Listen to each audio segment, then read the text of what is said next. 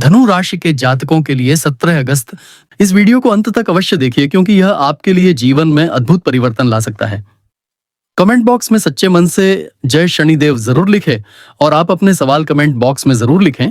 हम उसका उत्तर देने का प्रयास अवश्य करेंगे। 2025 से 17 सितंबर 2025 का समय अत्यंत महत्वपूर्ण और जीवन में गहरे परिवर्तन लाने वाला सिद्ध होगा, क्योंकि इस अवधि में सूर्य और केतु का अद्भुत और रहस्यमयी संयोग सिंह राशि में बन रहा है। वैदिक ज्योतिष में सिंह राशि को सूर्य की अपनी राशि माना गया है और यहाँ सूर्य का प्रभाव सबसे प्रबल माना जाता है। जब सूर्य, जो आत्मा, ऊर्जा, शक्ति, प्रतिष्ठा और आत्मविश्वास का प्रतिनिधित्व करता है, केतु के साथ युति करता है, जो मोक्ष, वैराग्य, भटकाव, अप्रत्याशित घटनाओं और रहस्यमय शक्तियों का कारक है, तो इसका परिणाम साधारण नहीं होता। यह संयोग विशेष रूप से तब और भी प्रभावी होता है जब यह किसी जातक की नवम राशि से नवम भाव में अर्थात धर्म, भाग्य, उच्च शिक्षा और विदेश यात्रा के भाव में घटित हो। धनु राशि की कुंडली में यह संयोग नवम भाव में हो रहा है और नवम भाव स्वयं भाग्य, पिता, गुरु, आशीर्वाद, धर्म और जीवन दर्शन का प्रतिनिधित्व करता है। इसीलिए यह समय धनु राशि के जातकों के लिए भाग्य परिवर्तनकारी सिद्ध हो सकता है। सूर्य और केतु का संयोग अक्सर व्यक्ति को उसके अंदर झांकने पर मजबूर करता है।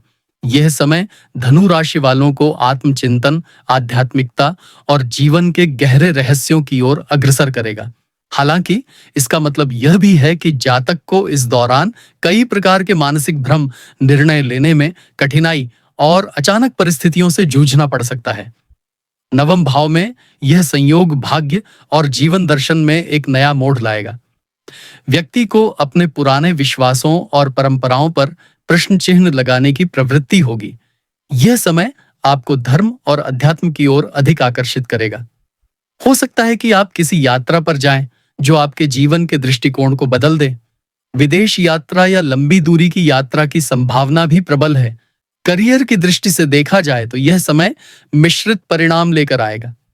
नवम भाव का संबंध उच्च शिक्षा और गुरु से है, अतः जो जातक शिक्षा प्राप्त कर रहे हैं या किसी रिसर्च अथवा अध्ययन में लिप्त हैं, उनके लिए यह समय विशेष चुनौतीपूर्ण होगा।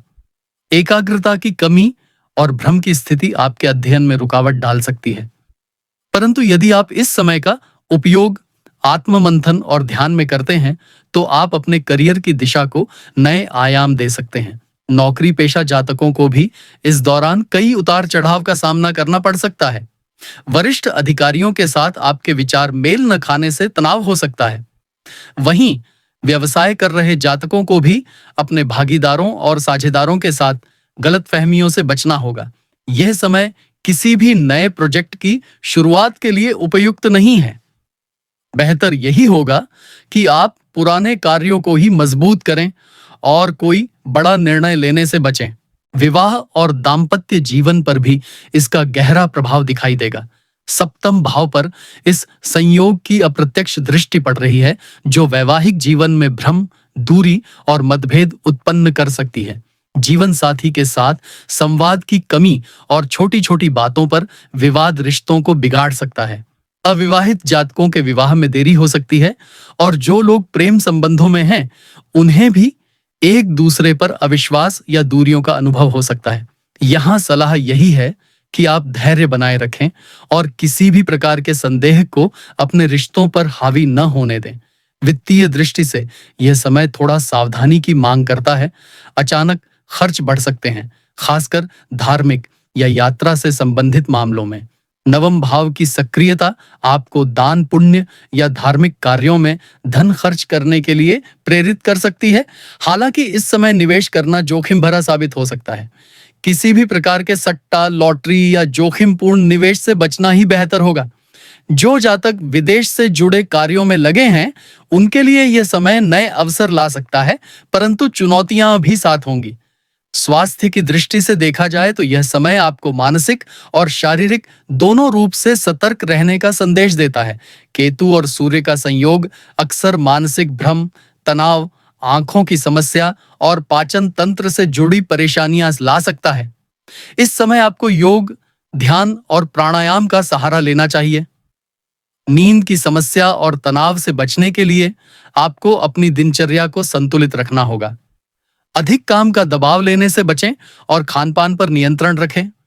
इस अवधि में परिवार और समाज से जुड़े मामलों में भी कुछ तनाव देखने को मिल सकता है। पिता या गुरुजनों के साथ मतभेद की संभावना है।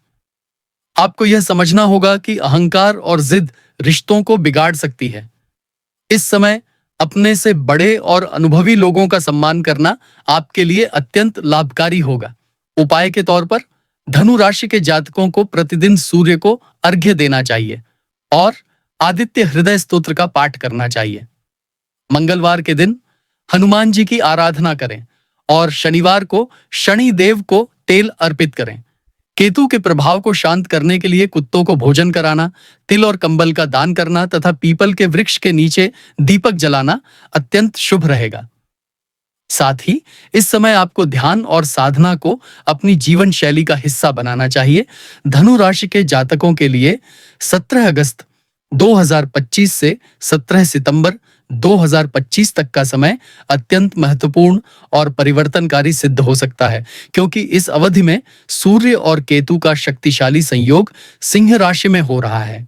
सिंह राशि नवम भाव की स्थिति में आती है और नवम भाव ज्योतिष शास्त्र में भाग्य, धर्म, गुरु, उच्च शिक्षा, यात्रा और अध्यात्म का भाव माना जाता है। जब सूर्य जो आत्मा, आत्मविश्वास, अधिकार और तेजस्विता का कारक ग्रह है और केतु जो मोक्ष, अध्यात्म, रहस्यमय ज्ञान और भौतिकता से विमुख करने वाला ग्रह है, इन दोनों का संगम होता है तो ये जीवन में गहन आध्यात्मिक अनुभव और अचानक परिवर्तन लेकर आता है। विशेषकर धनु राशि के जातकों के लिए यह समय भाग्य भाव को सक्रिय करेगा, जिससे जीवन में कुछ अप्रत्याशित मोड़ देखने को मिल सकते हैं। इस समय भाग्य का साथ आंशिक रूप से रहेगा, लेकिन वह साथ तभी मिलेगा जब जातक परिश्रम और सही दिशा में कर्म करेंगे। चूंकि धनु राशि के स्वामी बृहस्पति स्वयं ज्ञान और धर्म के अधिष्ठाता ग्रह हैं और नवम भाव का भी स्वामी है, ऐसे में यह संयोग जातकों को जीवन के गहरे आध्यात्मिक सत्य की ओर अग्रसर करेगा। शिक्षा और उच्च अध्ययन में लगे हुए जातकों के लिए यह समय मिश्रित परिणाम देगा। कुछ को अपनी पढ़ाई के प्रति एकाग्रता बनाए रखने में कठिनाई हो सकती है, क्योंकि केतु का प्रभाव ध्यान भटकाता है, लेकिन जिनकी रुचि अध्यात्म, दर्शन या शोध कार्यों में है, उनके लिए यह समय ज्ञान के नए द्वार खोलेगा। करियर और कार्यक्षेत्र के संदर्भ में यह समय उन लोगों के लिए उपयोगी रहेगा जो विदेशों से जुड़े कार्य करते हैं या दूरस्थ स्थानों पर नौकरी या व्यापार करते हैं। नवम भाव की सक्रियता के कारण विदेश यात्रा या उच्च शिक्षा के लिए अवसर प्राप्त हो सकते हैं, परंतु सूर्य केतु का संयोग यह भी संकेत देता है कि सरकारी कार्यों या अधिकारियों से टकराव हो सकता है, विशेषकर जब आप अपने अहंकार को नियंत्रित नहीं कर पाते। जो जातक प्रशासन, राजनीति, शिक्षा या धार्मिक कार्यों से जुड़े हैं, उन्हें अपने वाणी और व्यवहार पर विशेष नियंत्रण रखना होगा, अन्यथा अपमान या पद हानि की संभावना हो सकती है। विवाह और दाम्पत्य जीवन में यह समय मिश्रित परिणाम लेकर आएगा। नवम भाव से सप्तम भाव पर दृष्टि पड़ने के कारण दाम्पत्य जीवन में वैचारिक मतभेद उत्पन्न हो सकते हैं। सूर्य का अहंकार और केतु का विरक्ति भाव दोनों मिलकर जीवन साथी के साथ दूरी बढ़ा सकते हैं।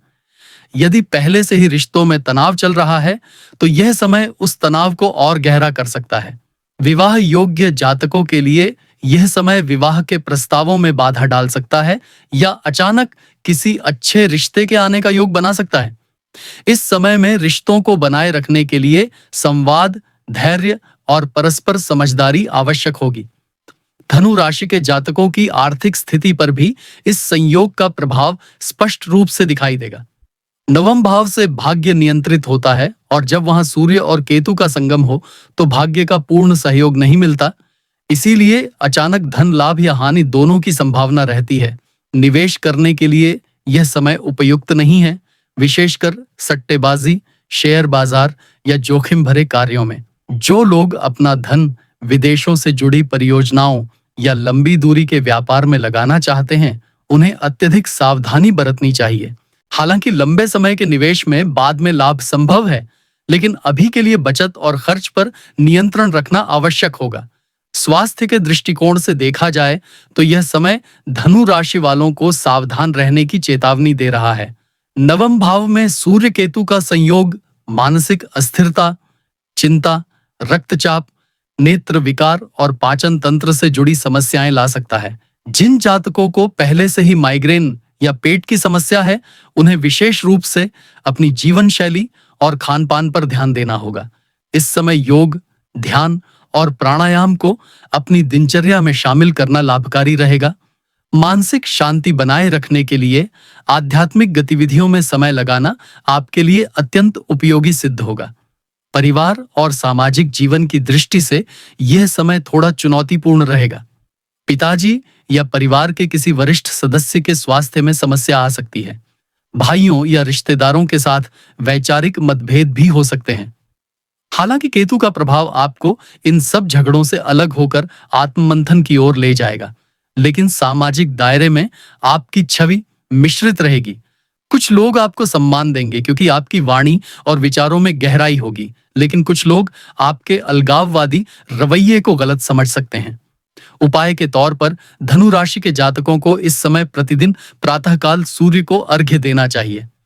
रविवार के दिन आदित्य हृदय स्तोत्र का पाठ करें और सोमवार को शिवजी की आराधना करें। केतु के नकारात्मक प्रभाव को शांत करने के लिए गोधूली बेला में पीपल के पेड़ के नीचे दीपक जलाना और शनिवार को काले कुत्ते को रोटी खिलाना लाभकारी होगा। इसके अतिरिक्त गुरुवार के दिन गरीब बच्चों को शिक्षा सामग्री दान करना आपके लिए भाग्य को प्रबल करने में सहायक होगा। इस संपूर्ण अवधि का सारांश यही है कि धनु राशि के जातकों के लिए सूर्य और केतु का सिंह राशि में संयोग जीवन में एक आध्यात्मिक मोड़ लेकर आएगा। यह समय भले ही बाहरी रूप से चुनौतियों से भरा हो, लेकिन यह आपको आंतरिक मजबूती, आत्मज्ञान और कर्मों की गहराई को समझने का अवसर देगा। यदि आप इस समय संयम, धैर्य और आध्यात्मिकता को अपनाते हैं, तो जीवन की चुनौतियां धीरे धीरे अवसरों में परिवर्तित होंगी और आप आने वाले समय में और अधिक परिपक्व और मजबूत होकर उभरेंगे।